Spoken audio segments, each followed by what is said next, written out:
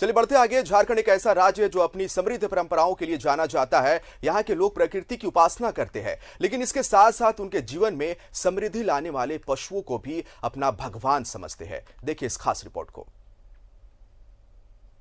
जरा गौर से देखिए इन तस्वीरों को। इन्हें देखने के बाद ऐसा लगेगा कि ये ग्रामीण पशुओं को प्रताड़ित कर रहे हैं, लेकिन ऐसा हरगिज नहीं है, बल्कि ये तो पशुओं की उपासना कर रहे हैं। सोहराय चतरा मेला में पशुओं का बकायदा पूरी तरह से श्रृंगार कर उनकी पूजा की जाती है। राज्य में ये परंपरा आदिकाल से चली आ रही है। जब से हम लोग गांव बसा है तब से बहुत पुराना पुरखा का रीति रिवाज, हम लोग परंपरागत विधि विधान से जिस तरह से पुरखा लोगों ने इस तरह का समाज में हम लोग किस तरह से आदिवासी लोग मनाया जाता है, ये आज से नहीं कई आबादी पीढ़ी गुजर चुका है। आज भी ये हम लोग का सामाजिक और सांस्कृतिक के माध्यम से आज भी बरकरार है। ये महज एक परंपरा नहीं, बल्कि इसके पीछे एक बहुत बड़ा वैज्ञानिक आधार भी है।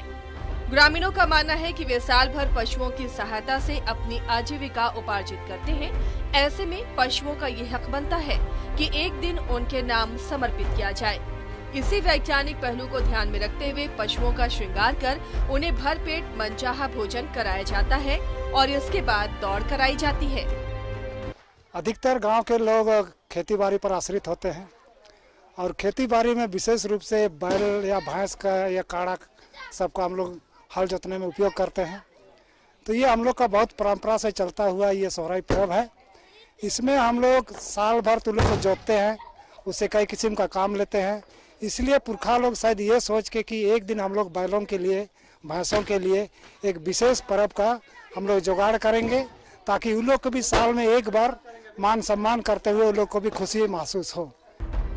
पशुओं की दौड़ के उपरांत ग्रामीण महिलाएं उनके पीछे मिट्टी के खपड़े में रखी आग को उलटकर उसे फोड़ देती हैं और इसके बाद इसमें सरसों के दाने डालती हैं।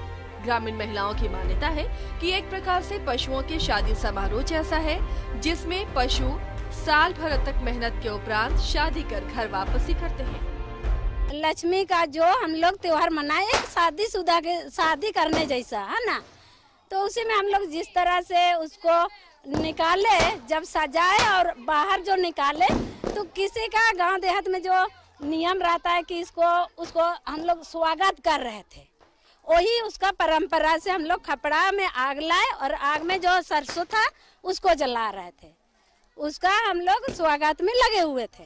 यही उसका परंपरा था।